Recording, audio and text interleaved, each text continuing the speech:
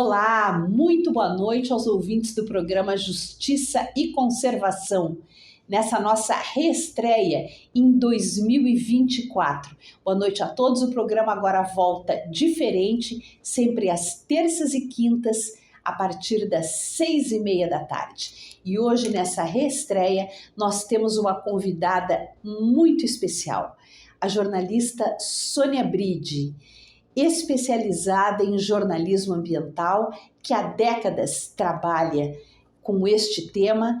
Sônia é autora também de 2 livros, Lauai e o Diário do Clima. E ela foi diretora do documentário Vale dos Isolados, o assassinato de Bruno e Dom. Sobre essa tragédia que ocorreu no Vale do Javari, vocês podem acompanhar esse documentário pelo Globoplay. Bem, e a Sônia tem grande experiência ao longo de décadas sobre a Amazônia, a vida na Amazônia, os problemas na Amazônia, e ela nos traz hoje uma das questões mais dramáticas da atualidade, que é a vida dos Yanomami, a luta pela sobrevivência. É sobre isso que ela conversa conosco agora. Olá, Sônia, seja muito bem-vinda. Oi, obrigada, Maria. Boa noite a todos que estão ouvindo a gente. Sônia, eu acho que a gente tem que dividir o programa para conseguir avançar um pouquinho nessa temática tão complexa. Penso que a gente pode começar por antes do governo Bolsonaro, como era a situação, né? Até a demarcação em 1992, e que depois teve um grande período de paz em que quase não houve mineração lá dentro. Aí houve a vitória de Bolsonaro em 2018, aqueles 4 anos terríveis, agora a retomada, a tristeza do primeiro ano do governo Lula não ter conseguido avançar como queria, como o governo pretendia, e o que a gente traz e prevê e imagina que possa vir para o futuro desse povo Yanomami.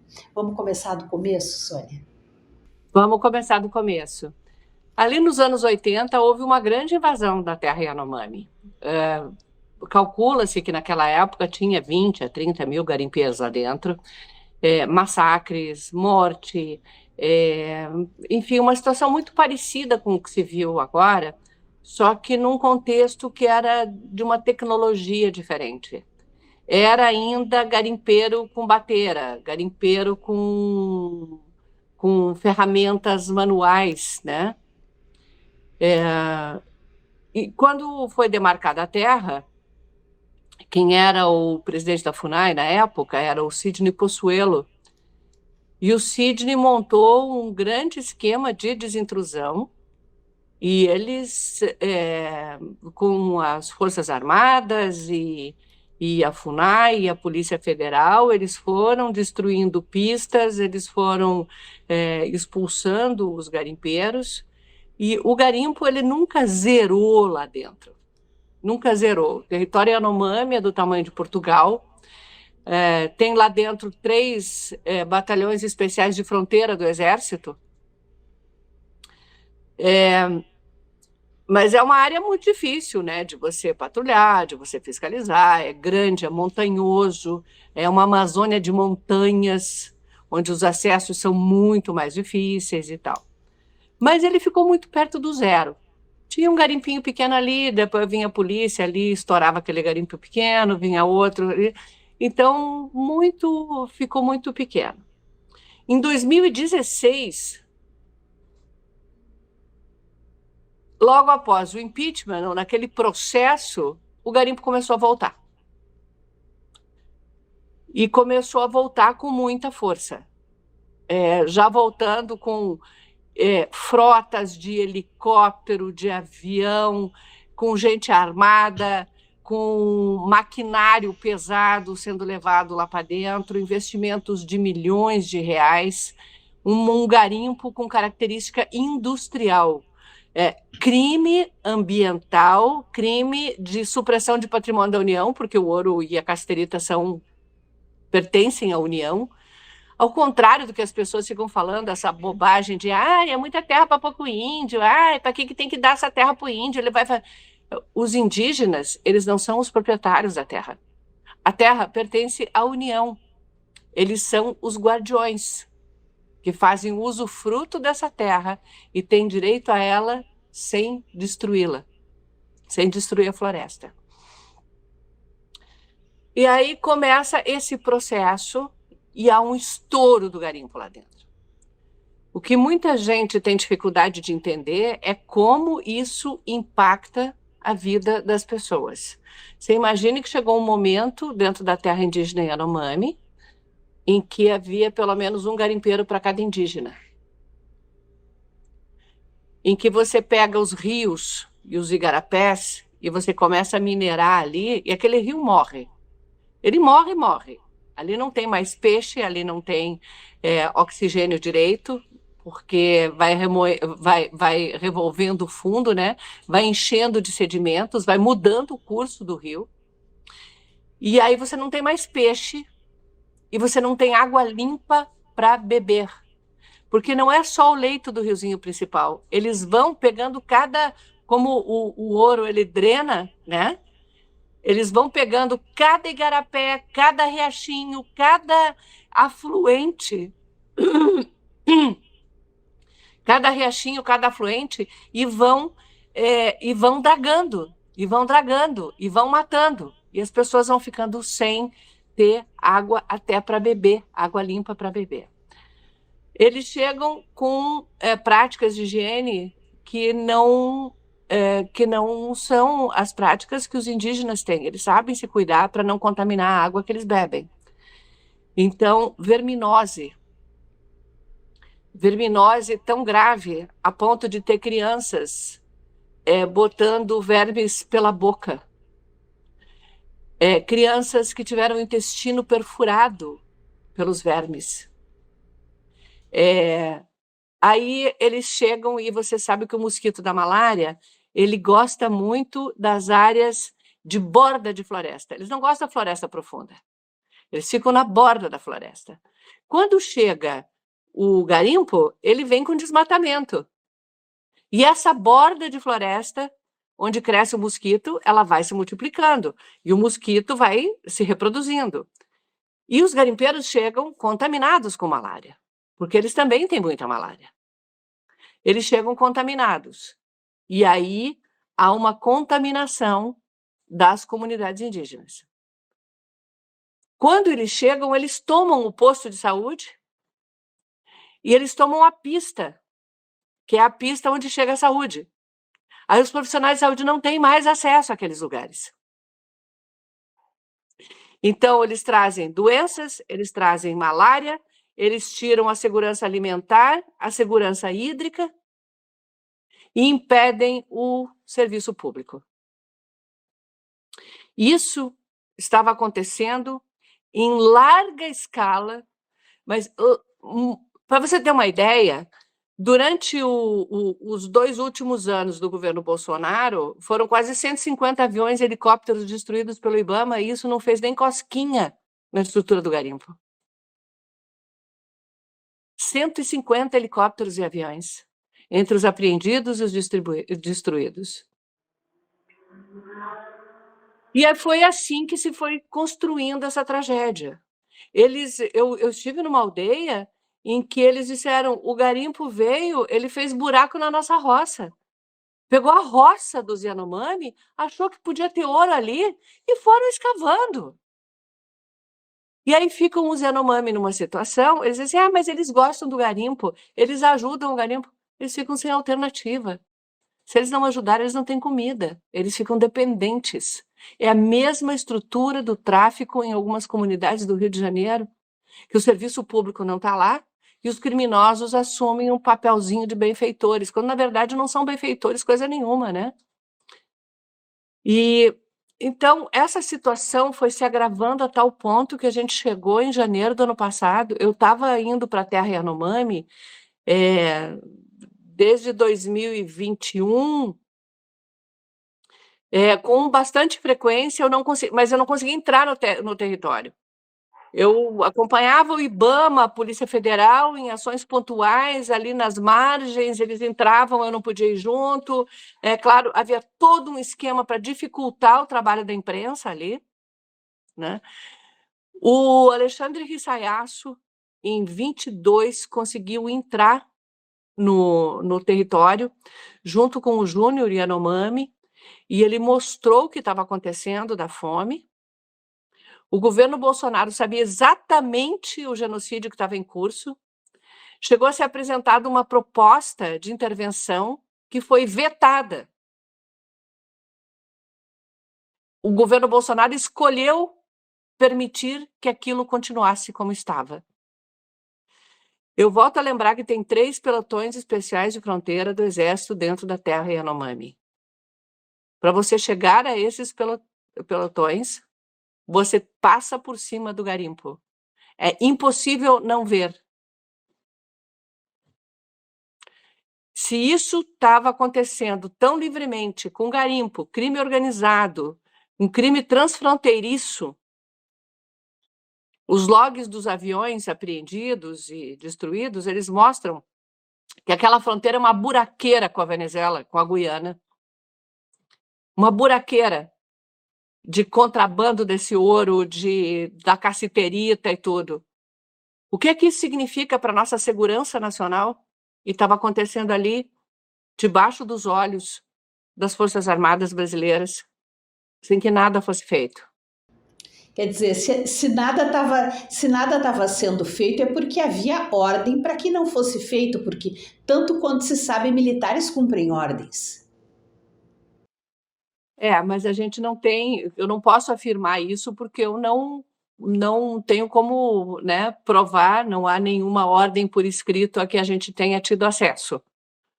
O que a gente sabe é que, às vezes, não é nem preciso dar uma ordem, às vezes basta você não ter a verba para abastecer avião, para abastecer helicóptero, para poder fazer as ações. Né? Qualquer operação custa caro, porque você precisa ter, né?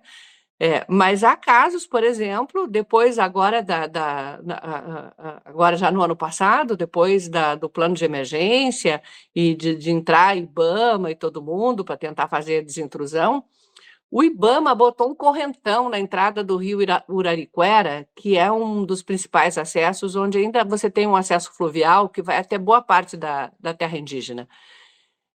O IBAMA botou aquele correntão lá. E um ofício de um oficial da Marinha, lá de Roraima, dizia que aquele tinha que ser retirado porque estava impedindo o direito de ir e vir das pessoas. Ora, não há direito de ir e vir dentro de um território indígena. Dentro do território indígena, você tem que pedir licença para ir, tem que ter autorização da FUNAI, você tem que fazer uma série de exames de saúde, porque ali dentro, além dos indígenas Yanomami contatados, há muitos povos isolados. E a gente sabe que lá dentro as pessoas são mais suscetíveis a uma série de doenças. Então, havia setores, e eu acredito que ainda há alguns com essa linha, que fazem de tudo para impedir que essa operação tenha sucesso. Durante o período Bolsonaro, isso está comprovado, há processos correndo, a CESAI, né, o Distrito de Saúde, foi aparelhado um esquema de corrupção terrível. Nesse esquema de corrupção, havia um monte de gente contratada que não trabalhava. Dizia que você tem tantos enfermeiros dentro da terra Yanomami, não tinha, porque as pessoas estavam contratadas, mas não estavam trabalhando. Remédios comprados já vencidos.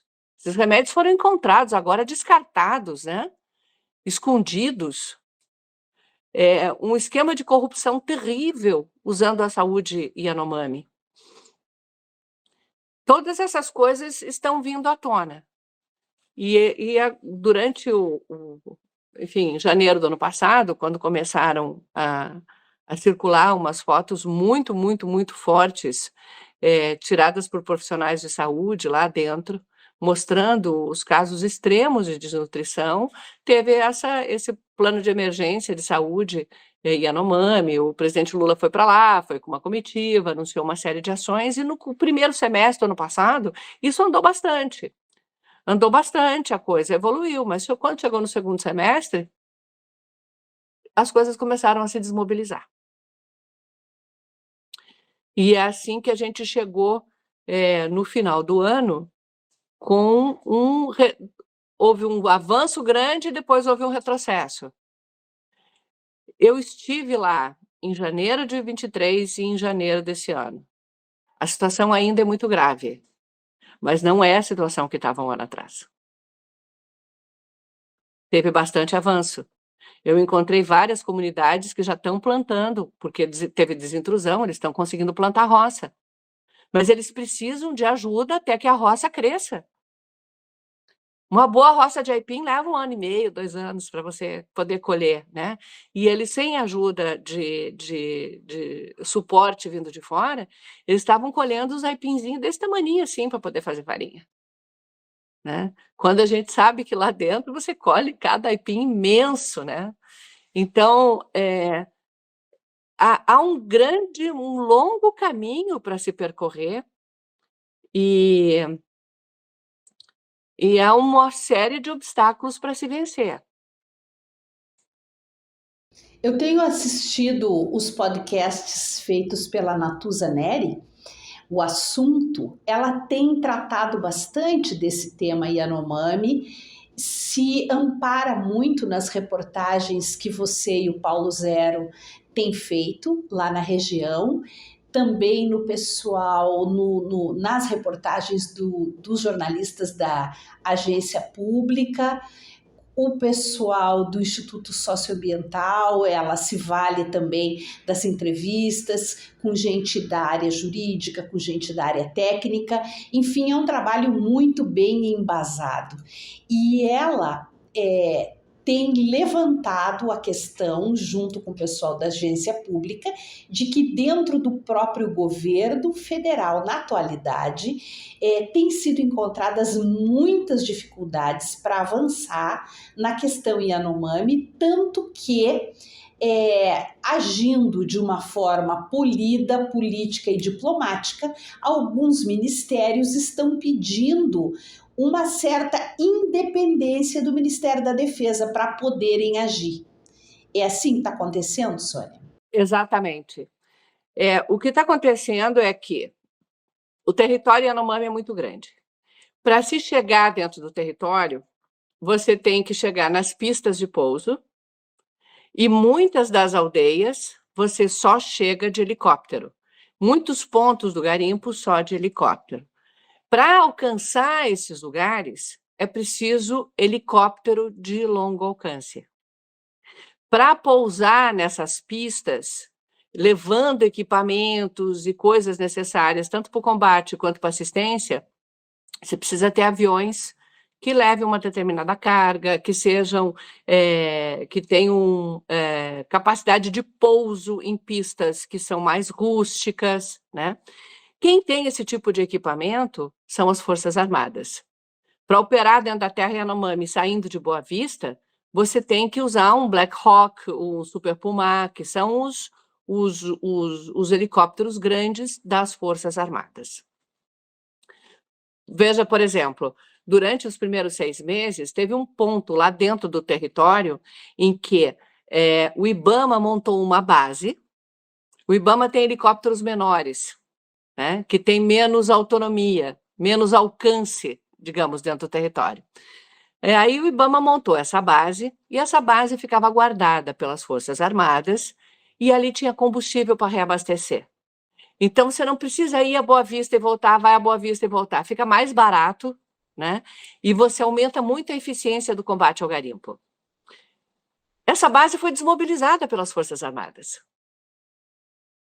E aí o IBAMA não pode mais atuar dentro daquelas áreas mais longínquas no combate ao garimpo. porque não consegue chegar lá com seus helicópteros.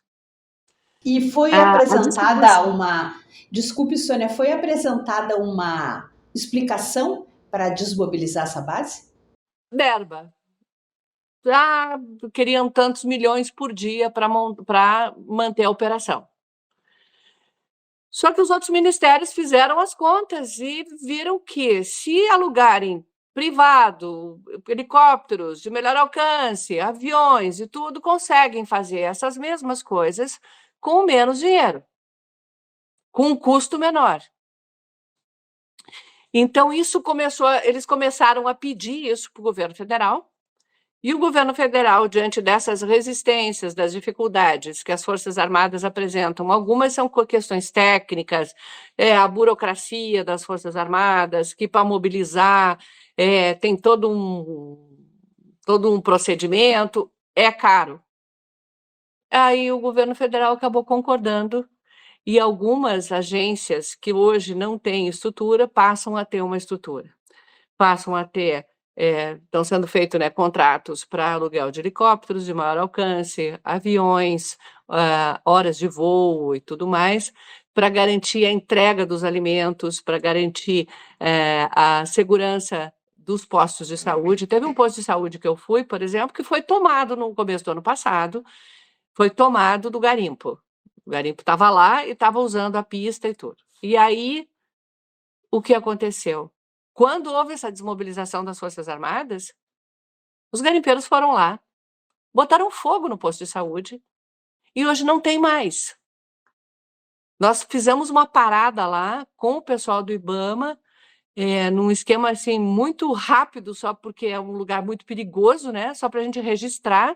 E quando nós chegamos ali, uma série de indígenas vieram pedindo socorro, que tinha criança doente, gente doente na aldeia, e nós fomos até lá, acompanhamos esse resgate, levar até o lugar mais próximo, que de helicóptero dava 10 minutos de voo, mas que para uma criança doente, uma mulher doente, não conseguem ir a pé até lá, porque 20 minutos, 15 minutos de voo, 10 minutos de voo dentro da terra Yanomami, são quilômetros e quilômetros de montanha no meio da selva. É um terreno muito inóspito. Então, você vê que, assim, se você não tem essa estrutura que fique ali, até quebrar as pernas do financiamento do garimpo, ele volta, e ele volta rápido. Ali do lado perto desse posto, nós acompanhamos em poucas horas, foi um avião destruído, estoques de combustível, 2 acampamentos, 8 dragas, né, aqueles motores de garimpo. E enquanto a gente estava lá, os aviões do garimpo circulando em cima da gente, para intimidar, para dizer, a gente está aqui, nós vamos pegar vocês, entendeu? Assim, lá dentro foi morto um líder do PCC que trocou tiros com a Polícia Rodoviária Federal e o IBAMA. PCC, a gente está falando de crime organizado. A gente está falando de crime de larga escala, transnacional. E que isso não seja uma prioridade nacional é um pouco assustador, né? Até pela questão de segurança nacional. A outra coisa que eu gostaria de destacar aqui com relação às Forças Armadas é que há um movimento que a gente conhece, que a gente sabe, desde a demarcação da terra Yanomami e de outras terras indígenas, que diz que botar indígena em fronteira é um perigo para a segurança nacional, há todo um movimento ideológico contrário à demarcação de terras indígenas, e isso é muito disseminado na caserna. Isso é muito forte dentro das Forças Armadas. Não é unânime, e eu não acredito nem que seja a maioria, mas onde há membros muito fortes dessa crença, e são pessoas que estavam envolvidas também na tentativa de golpe, tudo mais ou menos a mesma turma. Certo.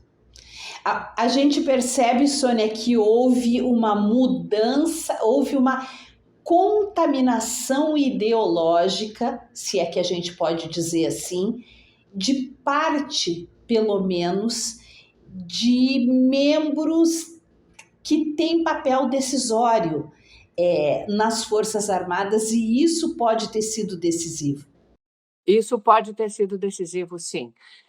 Agora, essa movimentação dos ministérios civis, né, para ter sua própria estrutura para atuar dentro das terras indígenas, eu não sei se as Forças Armadas se deram conta de como isso muda o jogo e tira a relevância das Forças Armadas como protetoras do território brasileiro.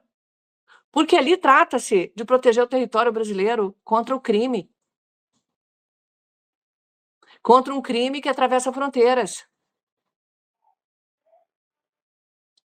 Então, hoje, para fazer qualquer ação em qualquer lugar, tem que ter apoio das Forças Armadas.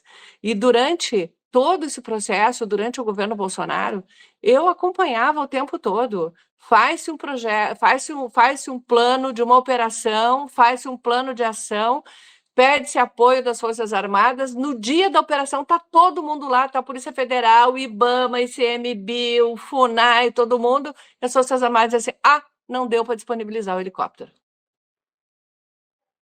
Não deu para disponibilizar os aviões. Então, isso aconteceu mais de uma vez em operações que eu estava acompanhando, né? E a gente sabe que quando as Forças Armadas chegaram com seus helicópteros e com a sua estrutura, as operações têm outra dimensão.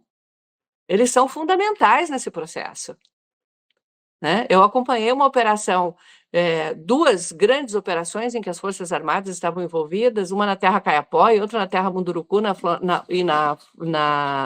no Parque Nacional do Jamanchim, ali na região do Rio Tapajós. Eles fornecem uma estrutura que permite um combate ao garimpo muito efetivo, muito rápido, assim, golpes muito grandes nessa estrutura, né? E eu gostaria de falar com você um pouco sobre como é que é financiado esse garimpo. Isso é muito importante, Sônia, porque isso traça um paralelo com aquele garimpo, com aquela invasão garimpeira a qual você se referiu mais de 40 anos atrás, na década de 80, que era o garimpozinho de bateia, que o cara entrava quase pedindo desculpa, escondido.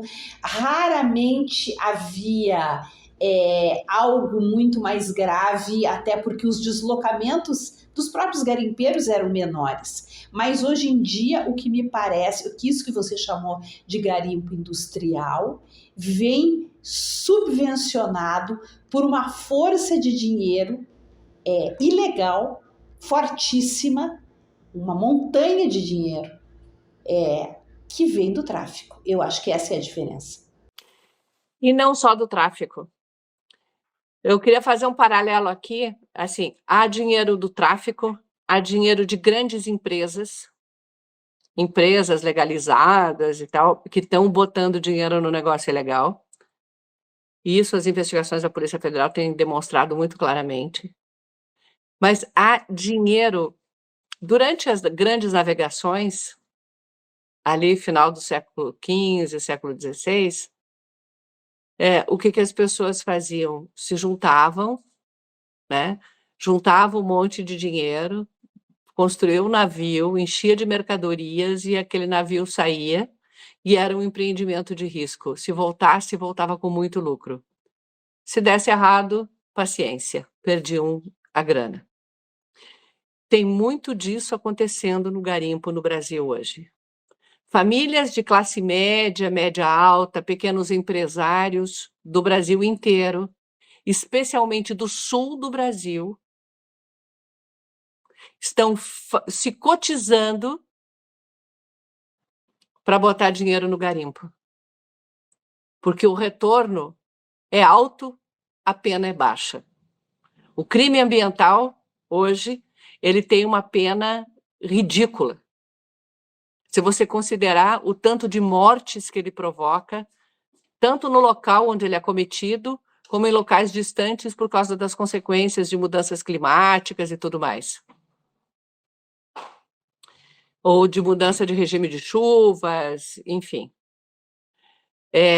Eu tive acesso a um grupo de WhatsApp do interior de Santa Catarina, em que as pessoas estavam se cotizando para mandar dinheiro para o garimpo. E elas sabem exatamente o garimpo no qual elas estão investindo. Sabem exatamente o garimpo na qual elas estão investindo, elas sabem que tem sangue Yanomami envolvido nisso, sangue Munduruku, rios sendo destruídos, mas há todo um empacotamento ideológico por trás disso que faz com que o crime cometido por eles pareça um ato patriota até. E é exatamente a mesma região onde mais se movimentam os caques no Brasil, aonde mais houve armamento, apesar do sudeste para baixo, né? A gente pode, mas no sul do Brasil houve uma proliferação desses clubes de caça, dinheiro. Ontem o Estadão saiu com uma reportagem de capa com várias retrancas, falando que até morto comprou munição durante o governo Bolsonaro, muito morto comprando munição, muita gente. Quer dizer, isso vira um pacotão de crime, de morte e de violência, não é, Sônia? Em 2020, em plena pandemia, eu fiz uma série documental em podcast chamada A Mão Armada, em que a gente investigou essa política armamentista do governo Bolsonaro. Muito importante essa série. Ela continua disponível, Sônia? Continua disponível, tá? Em todas as plataformas de áudio para podcast tem essa série, chama A Mão Armada. E a gente vai mostrando como é que o desmonte do controle foi deliberado, foi feito de maneira muito pensada e com a conivência, de novo, das Forças Armadas. Né? Aquele sigma, ninguém conseguia ter acesso, tiveram acesso agora, as matérias do Estadão mostram, uma bagunça, uma bagunça. A questão não era só você legalizar clubes de tiro, ou caçadores e colecionadores e tal. Qualquer um consegue isso, em qualquer condição, sem nenhuma investigação de quem são essas pessoas. Muitas pessoas de dentro das Forças Armadas, aquele apartamento que explodiu em Campinas,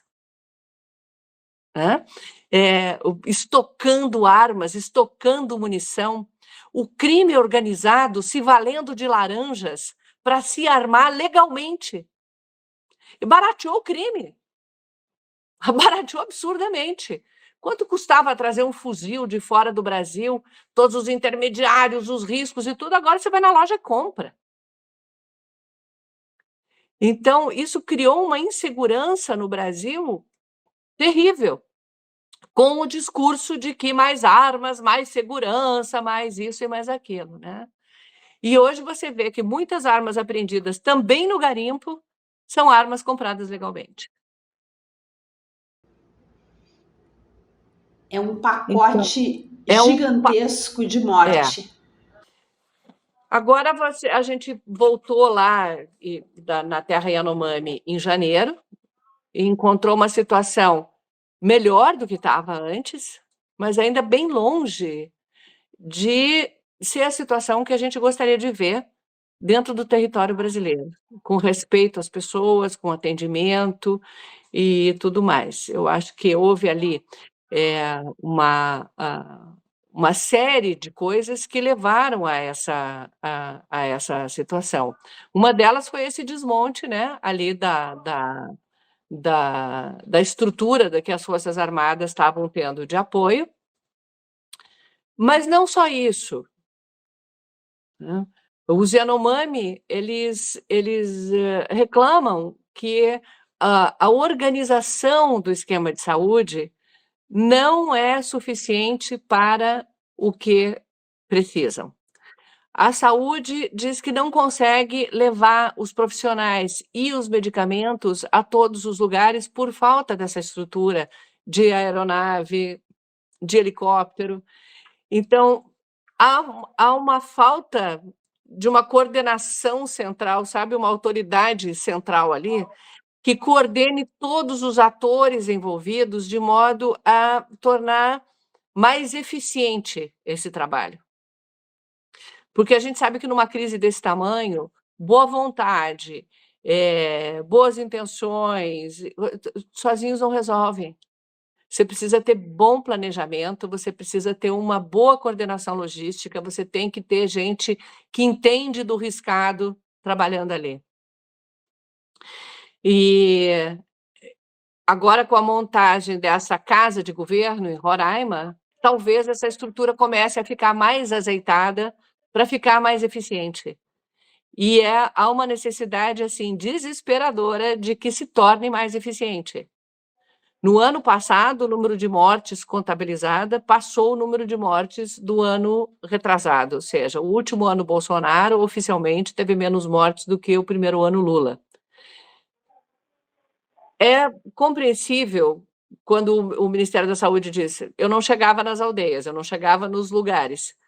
Essas mortes não estavam contabilizadas, nós estamos botando na conta agora mortes que já tinham acontecido. Para os Yanomami, essa relação com o tempo, ela é muito difícil, porque eles contam até 5, 10 e acabou. Então, quando se pergunta, quanto tempo faz que quem morreu aqui? Ah, morreu a minha tia, morreu meu irmão, morreu não sei quem. Faz quanto tempo? Faz tempo. Foi mês passado, há 5 semanas, faz um ano. Eles não têm uma precisão nisso.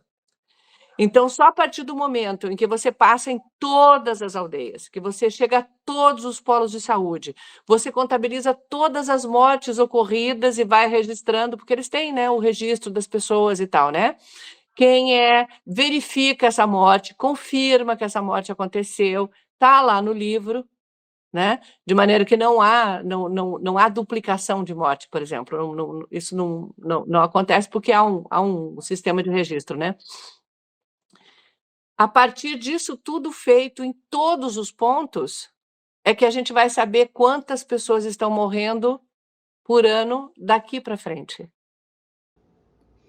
Quer dizer, deve ter havido subnotificação por falta de acesso e deve ter havido, talvez, entre os próprios indígenas, uma confusão de datas. Nessa confusão, os números de 2022 e 2023 se misturaram um pouco, então essa comparação de mortes do último governo Bolsonaro para do último ano do governo Bolsonaro para o primeiro ano do governo Lula pode ser injusta ou pelo menos inexata. Notificação tem. Isso inexata. Fica claro. Você chega, por exemplo, no Chitei. Tá? Eu estive no Chitei. Agora não dá mais para ir de novo, porque o garimpo está lá. Mas quando chega no Chitei, as unidades de saúde, os profissionais de saúde não conseguiam chegar lá há 3 anos. Eles começam a contar as mortes de 3 anos. Você chega em outras regiões ali e está acontecendo a mesma coisa. Há pelo menos um ponto do território onde as equipes de saúde, depois de mais de 1 ano da emergência, ainda não tinham chegado. Então, algum nível de subnotificação existe. Mas é verdade que a situação lá não é a situação que a gente esperava ter depois de 1 ano de emergência. O nível do atendimento de saúde, o número de profissionais disponíveis, né? O acesso a essas aldeias, os recursos necessários para reconstruir os postos de saúde, tratar as pessoas lá dentro. Há uma questão de custo, por exemplo. Você pega todo mundo e vai tirando de avião e levando para Boa Vista. Isso custa uma fortuna. Se você tem uma estrutura bem montada, nos lugares, por exemplo, onde tem as pistas tem dois, na área onde está o garimpo mais forte, tem 2 pelotões do Exército de Auaris, que fica bem no norte, lá no triangulinho final ali na divisa com a Venezuela, e o do Surucucu. Se nesses 2 locais a gente tem boa estrutura de atendimento primário, você não precisa levar as pessoas para Boa Vista para tratar. Você não precisa ficar levando todo mundo. Se nas aldeias você tem um sistema de saúde de atendimento primário com malária, busca ativa da malária, remédio disponível para todo mundo, você consegue fazer os tratamentos dos pacientes de malária ali na aldeia e você consegue fazer um trabalho de profilaxia e prevenção e de erradicação da malária. Agora, se você faz esse trabalho e o garimpo entra, traz a malária de novo. Claro. Se você não tem um profissional de saúde na aldeia, entra uma pessoa com malária, todo mundo vai pegar malária. E se as pessoas não estão sendo atendidas, vai chegar um momento em que algumas vão ficar tão graves que vai ter que ir um helicóptero, buscar, tirar de lá, levar para Surucucu, de Surucucu, pegar um avião, levar para Boa Vista, aí internação hospitalar. Isso tudo muito mais caro do que fazer a prevenção. Então, se você não tem a desintrusão do território, você não consegue implantar a saúde pública de prevenção e de erradicação das doenças. Porque há uma contaminação que vai vindo uma em cima da outra. E quando a gente vê essas crianças, idosos, subnutridos, não é só falta de comida. É falta de comida, é uma infecção de malária em cima da outra, diarreia de repetição, pneumonia. São doenças que vão se somando uma atrás da outra e os pacientes vão ficando debilitados e vão adoecendo e aí chegam a esse quadro grave, né, de ficar completamente desnutridos. A dieta dos Yanomami, ela é uma dieta muito frugal e muito baixa em calorias. Eu sei porque eu já convivi com eles muito, eu passei 10 dias andando no mato com eles, comendo com eles, e assim, é peixe, é banana, é mandioca, é uma fruta, assim, não é uma fartura de comida, eles comem frugalmente, eles são magrinhos, eles não têm um excesso para gastar quando chega uma doença. E aí, quando chega essa doença, eles podem entrar num estado grave muito rápido. Você pega uma diarreia, outra diarreia, diarreia é uma malária, outra malária. E aí chega-se nessa situação, né? Tá. Sônia, você falou da fome, esse é outro problema. Surgem denúncias de que há um acúmulo de cestas básicas que foram compradas pelo governo federal, foram estocadas, quer dizer, houve o esforço da compra, houve o esforço do transporte, existe o custo do estoque, porque estoque custa caro. Todo mundo que entende de negócio, de empresa no Brasil, sabe que um dos custos mais altos é o estoque e tá lá. Só que a etapa final, que é fazer chegar essa comida aos indígenas, especialmente aos Yanomami, tá muito difícil. Tanto que parte dessa comida já foi até distribuída para outras aldeias indígenas para que não fosse perdida. Como é que se resolve isso, Sônia? E também lá tem alimentos doados, né, pelo Brasil inteiro para os Yanomami, e que não chegaram a eles por causa do... Por quê? Para você levar esses alimentos até as aldeias que precisam, você precisa fazer o quê? Encher um avião. Um avião que consegue levar esse tipo de carga e pousar naquelas pistas são os aviões militares. Aí você enche o avião, descarrega em Surucucu, Auaris, de lá, com os helicópteros das Forças Armadas, que são os que têm alcance de voo, e distribuindo de aldeia em aldeia. Eu acompanhei isso em janeiro do ano passado. e funcionava super bem. Num dia, foram atendidas 5, 6 aldeias, né? Você consegue ir, né, dando escala para isso, mas isso foi desmobilizado. Então, eu estive em aldeia agora em janeiro, em que você tem a roça plantada, houve a desintrusão, você vê que está crescendo a mandioca, crescendo banana, crescendo feijão, milho, né, que eles plantam bastante, mas enquanto não cresce a plantação, eles não têm comida suficiente, eles estão passando fome. Porque esse alimento para completar não está chegando. Eles precisam dessa ajuda até poderem estar com suas rotas estruturadas. Uma coisa que eu acho que as pessoas precisam entender é que indígena é extremamente independente. Eles, na floresta, eles conseguem tirar o sustento, eles pescam, eles caçam, eles pegam frutas, eles plantam, eles têm roças muito bem feitas, muito bem estruturadas. Eles sabem preservar o local da água limpa deles para beber, eles são muito autônomos, eles conseguem viver sozinhos. O que eles não conseguem é viver com os males trazidos pelos não indígenas, que destrói as roças, que destrói o rio, que acaba com sua fonte de alimentos, as doenças trazidas pelos brancos. A malária não é uma doença que existe na Amazônia sozinha, a malária é importada. Hepatite é importada, e hepatite, por exemplo, no território no Vale do Javari, um monte de gente jovem morrendo por causa de hepatite.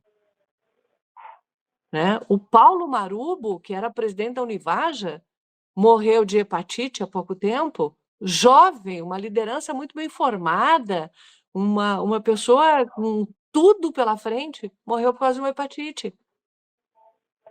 Essas doenças não são naturais da Amazônia, são doenças trazidas de fora. E para essas doenças, eles precisam de ajuda de fora para tratar isso. Então, se você deixa os indígenas viverem a vida deles, sem intervenção, eles são autônomos, eles são independentes. E eles estão lá cuidando da floresta que presta serviços para nós. Água, chuva, ar limpo, captura de carbono, vários serviços que são prestados. As terras indígenas são como parques nacionais, só que são parques nacionais onde vivem pessoas, lá mantendo sua cultura, sua vida, né? Seus idiomas, enfim, toda a sua história. Mas quando a gente chega, a gente leva um monte de problemas.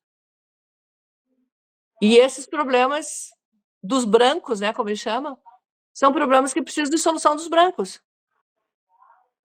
Exato. Até porque exigem uma tecnologia, exigem proteção, armas que eles não têm e nem querem ter, não precisam disso, né? O que eles precisam é de instrumento para caçar e para pescar. Eles não precisam de mais nada. Até porque... Aí você veja, e eles morrendo de malária dentro da terra Yanomami por falta de hidroxicloroquina, que é o tratamento, num momento em que isso estava sendo distribuído aos rodos, até para as emas do Palácio da Alvorada, sem necessidade médica, comprovadamente ineficaz e faltando para as comunidades indígenas tratarem malária. No período, isso que a Sônia falou agora sobre as emas em Brasília e sobre a distribuição de hidroxicloroquina, ela falou da grande ideia do governo federal, da gestão anterior, de tentar tratar Covid-19 com hidroxicloroquina, algo absolutamente ineficiente e que prejudicava a saúde das pessoas ainda por cima, né? Então é um absurdo atrás do outro que a gente viu acontecendo e ainda vê acontecendo no Brasil, porque existem esses resquícios. Quando a Sônia fala que os indígenas estão lá cuidando da floresta para a gente, eles estão cuidando de tudo, mas acima de qualquer coisa, da água que a gente precisa, daquele processo gigantesco, maravilhoso, único no mundo, que se chama rios voadores. Esses rios que trazem água para o sul e para o sudeste, que esses rios aéreos que fazem chover no PIB brasileiro, na região que hoje manda dinheiro para matar esses mesmos indígenas, para explorar ilegalmente o garimpo, como a Sônia está colocando aqui. Então, é um Brasil difícil, contraditório e que eu acho que a gente só vai poder resolver isso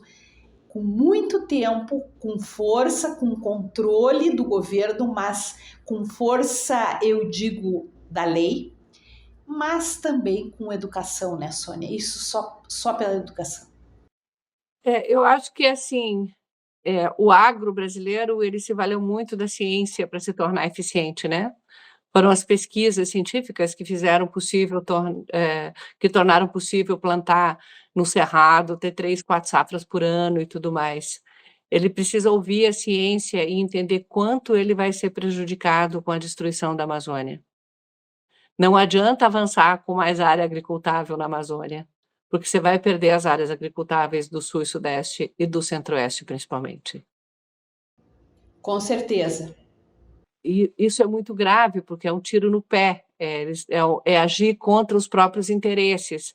Mas, para entender que isso está acontecendo, é preciso parar, baixar a temperatura dessa briga ideológica em que você se fecha ao conhecimento e à ciência em nome da ideologia. E isso passa por um apaziguamento do país, né? O país dizer assim, olha, vamos defender os interesses do Brasil, os interesses de todos nós, e vamos sentar e vamos conversar, vamos parar de brigar. Numa gritaria, todo mundo grita, ninguém escuta nada. Vamos conversar um de cada vez. Todo mundo pode aprender com todo mundo. É preciso haver é preciso baixar essa temperatura. É preciso começar a pensar em soluções. Há muitas demandas,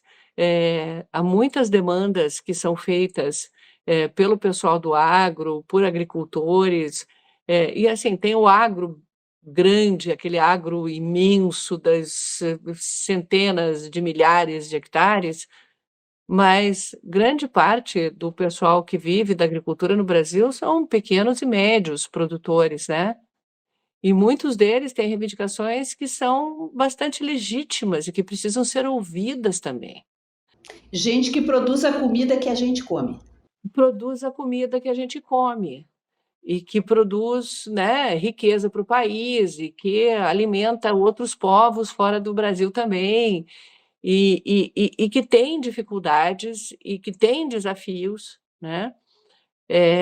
A questão de áreas que estão ocupadas pela agricultura há muito tempo e que são reivindicadas pelos povos indígenas, legitimamente também, em que você tem direitos de ambos os lados, é preciso sentar e conversar.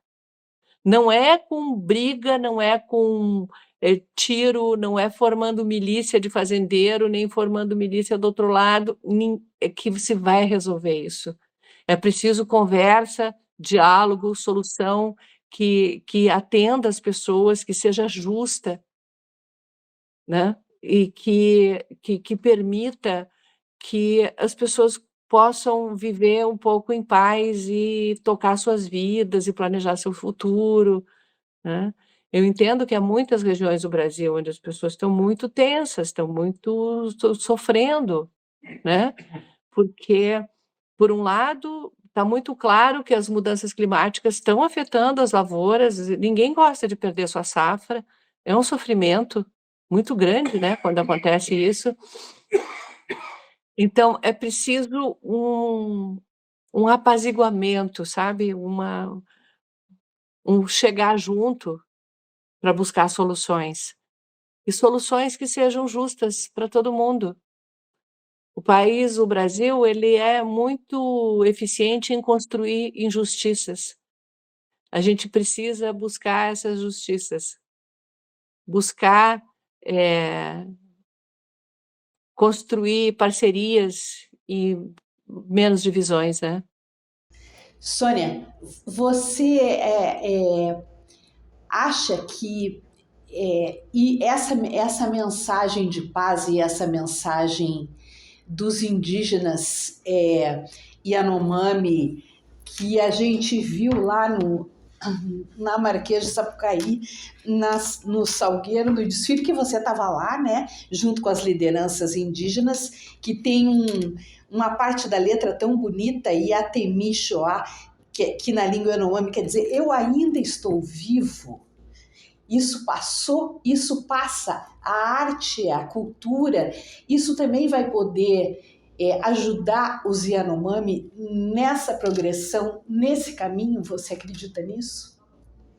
Eu acho que sim, eu acho que sim. Eu acho que tem que. Eu acho que o desfile do Salgueiro, por exemplo, foi muito bonito. E ele mostra um povo que é articulado, que tem sua filosofia, que tem seu conhecimento da floresta. As pessoas olham para os povos indígenas como se fossem, como se eles fossem menos capazes do que os outros, como se eles não tivessem capacidades cognitivas que os brancos têm, que os não indígenas têm. Como se eles viverem na floresta fosse uma falta de capacidade de construir cidades ou de viver em outro tipo de situação, e não uma escolha. Viver na floresta e viver como eles vivem, ou os indígenas isolados, de que eles são isolados, que eles não sabem que existe uma civilização, isso é completamente errado. Só quem já acompanhou os debates dentro das aldeias, nos encontros indígenas, entende que tudo é muito debatido, é pensado, eles tomam decisões com bases filosóficas profundas, com bases éticas profundas, eles tomam decisões racionais sobre o que eles querem para o futuro deles, o que eles querem para a vida deles. Os indígenas isolados, eles são isolados porque eles sabem que eles não têm nada a ganhar com o contato. Quando há o contato, a mortandade é absurdamente alta. Eles deixam de ter uma vida saudável na floresta para ser expostos a doenças, a várias coisas, desintegração social. Eles escolheram. É uma escolha política ser isolado. E essas decisões têm que ser respeitadas. Da mesma maneira como se pede que se respeite propriedade privada, é preciso respeitar o território dos indígenas que estão lá há 14, 15 mil anos. Então, essa questão dos indígenas, a maneira como a gente olha para eles, é preciso ser com mais respeito. Essa maneira como se falou, autoridades falando, vive que nem bicho no mato, isso é de um racismo, de um desrespeito absurdo. Então, o reconhecimento do indígena como um ser humano igual a gente, com direitos, com respeito, né? Acho que é um grande passo para que a gente também possa se compreender melhor. Perfeito. Sônia, muitíssimo obrigada por essa entrevista, por dispor do seu tempo. A gente sabe que você está de férias, de folga e está dispondo do seu tempo para conversar com a gente aqui do Observatório de Justiça e Conservação. Eu quero agradecer demais por você trazer essa sua experiência e a do Paulo Zero também, junto vocês dois com suas reportagens que trazem para nós esse Brasil profundo e esse Brasil tão importante, tão verdadeiro, esse primeiro Brasil, que é o Brasil indígena. Muito obrigada, Sônia. Obrigada Até uma próxima convite. oportunidade. Obrigada, um grande beijo. Beijo. E esse foi o primeiro programa do Observatório de Justiça e Conservação deste ano de 2024. Agradecemos a todos vocês pela audiência, pela companhia. Um grande abraço. Até quinta-feira.